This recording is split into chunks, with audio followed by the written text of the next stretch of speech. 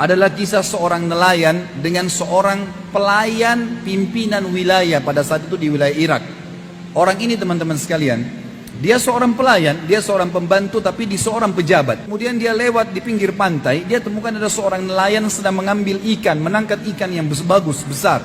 Karena dia seorang pelayan tapi di tokoh masyarakat, dia anggap dirinya punya kedudukan, dia lihat ikan tersebut lalu dia minta secara paksa, bukan dibeli. Dia bilang, berikan ikan itu kepada saya. Kata si nelayan, saya nggak bisa berikan ikan ini, saya ingin jual karena saya butuh untuk memberikan makan keluarga saya pada hari ini. Tapi dia rupanya memukul si nelayan dengan cara keras, kemudian mengambil ikan itu secara paksa. Dibawalah ikan tersebut, dia menceritakan dirinya dalam kisah ini. Pada saat dia bilang saya membawa ikan tersebut, ikan ini tadinya terlihat sudah tergeletak seakan-akan mati. Waktu saya memegangnya, saya mengira ikan itu mati. Ternyata ikan itu waktu saya memegang di dekat mulutnya menggigit jari saya. Dan pada saat menggigit jari saya merasakan sakit yang luar biasa. Dan mulut ikan itu tidak bisa terlepas sampai saya memotong bagian mulutnya, baru bisa terlepas giginya. Padahal ikan ini seakan-akan sudah mati. Kemudian saya pun membawanya ke rumah dan saya tetap menikmati dagingnya yang haram tadi. Pada malam hari saya nggak bisa tidur. Dia mengatakan kemudian keesokan paginya saya mencari seorang tabib. Lalu tabib ini menemukan ternyata ada bakteri yang sedang menimpa atau mengena tangan saya yang dikenal dengan gargarin atau penyakit yang tidak bisa kecuali harus dipotong. Maka diperintahkan oleh tabib untuk memotong jarinya. Kalau tidak, maka akan menyebar penyakit itu ke seluruh tubuhnya. Maka dia pun memotong jarinya satu. Ternyata sakitnya masih dirasakan. Akhirnya dipotong ke seluruh jarinya 5-5. Masih dirasakan sakit juga, dipotong telapak tangannya, masih terasa sakit juga, sampai dipotong setengah, sampai di lengannya, dipotong semua lengannya.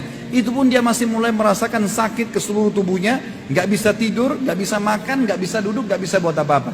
Maka dia mendatangi seorang alim ulama yang dia tanyakan, bagaimana jalan keluarnya? Saya tertimpa seperti ini. Kata dia, apakah kamu tahu penyebab perbuatanmu? Apa yang membuat ini dalam hati kamu? Apa yang sedang tersirat di dalam hatimu? Dia mengatakan, saya diceritakanlah setelah menzalimi seorang nelayan, mengambil ikannya yang saya anggap bagus, lalu ikan itu mulai menggigit jari saya. Semenjak itu saya merasakan sakit dan seluruh tubuh saya dipotong, dia sampai tangan lengannya.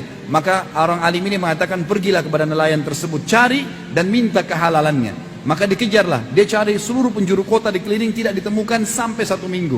Setelah sepekan dia cari, ditemukan orang tersebut lagi di pinggir jalan menjual ikan. Maka dia tiba-tiba datang tersungkur di kakinya dan mengatakan, Tuan, maafkan saya. Nelayan ini sudah lupa, tidak tahu siapa orang ini. Lalu dia mengatakan, siapa kamu? Dia bilang, saya si fulan yang berapa bulan yang lalu sempat mengambil ikanmu. Maka saya minta kehalalannya. Kata nelayan tersebut, memang kenapa? Dia bilang, ikan itu pada saat saya bawa pulang diceritakan menggigit tangan saya padahal sudah kelihatan mati. Dan akhirnya tubuh saya dipotong, sampai sekarang lengan saya dipotong. Dan sisa tubuh saya terasa sakit semuanya. Halalkanlah. Maka nelayan tersebut menangis karena hatinya lunak, mengatakan, saya sudah memaafkanmu. Kata orang ini, begitu dia mengucapkan saya memaafkanmu, tiba-tiba seluruh sakitnya hilang.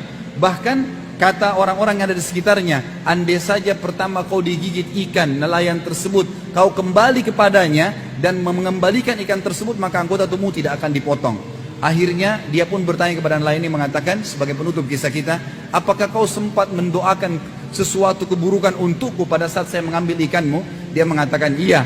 Saya mengatakan, wahai zat yang telah menjadikan rezekiku hari ini ikan itu, dia telah mengambil secara zalim, maka hukumlah dengan caramu. Maka Allah subhanahu wa ta'ala pun menghukum dengan cara ini. Saudaraku seiman, kita manusia lemah, tidak punya apa-apa. Jangan pernah menikmati dan mengambil hak orang lain.